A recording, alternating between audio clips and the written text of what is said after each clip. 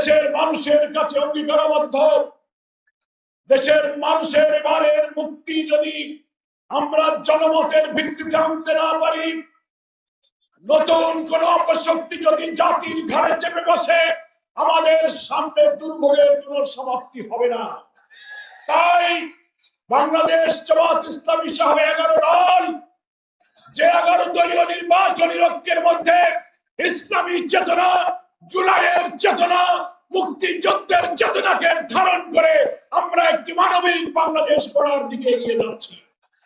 বাংলাদেশ জামাত ইসলামী এদেশে দুর্নীতিমুক্ত, নৈতিকতা ভিত্তিতে শিক্ষা ব্যবস্থা, সামাজিক সুবিচার, ব্যবসা বাণিজ্য, শিল্প কারখানা, কৃষি, স্বাস্থ্য, শিক্ষা, একটি সভ্য জাতি নির্মাণে জাতির সামনে আমরা পলিসি সামিট করে আমাদের ভবিষ্যৎ পরিকল্পনা পেশ করেছি।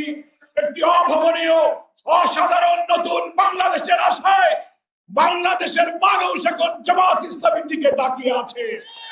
আমরা স্বাস্থ্য ক্ষেত্রে, কৃষিতে, শিল্পে, অর্থনীতিতে আমরা যে পরিকল্পনা দিয়েছি, 12 তারিখে দাঁড়িপাল্লাকে বিজয়ী করে আমাদের সেই স্বপ্ন পূরণ করতে হবে।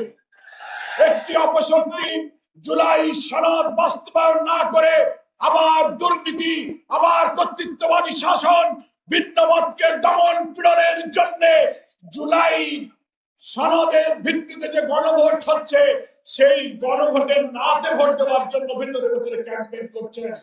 আমরা গণভোটে সবাই হা বলবো। হাতে ভোট দেওয়া মানে দুর্নীতির বিরুদ্ধে ভোট দেওয়া, হাতে ভোট দেওয়া মানে ভিন্ন মত দমনের বিরুদ্ধে ভোট দেওয়া, হাতে ভোট দেওয়া মানে হচ্ছে দুর্নীতি, চুরি, চাঁদাবাজি, প্রশাসনিক কাঠামোকে কর্তৃত্ববাদী শাসনের হাত থেকে রক্ষা করার জন্য আমরা হাকে ভোট দেবো। সম্মানিত যশোরবাসী, আমি একটি কথা বলে শেষ করতে চাই।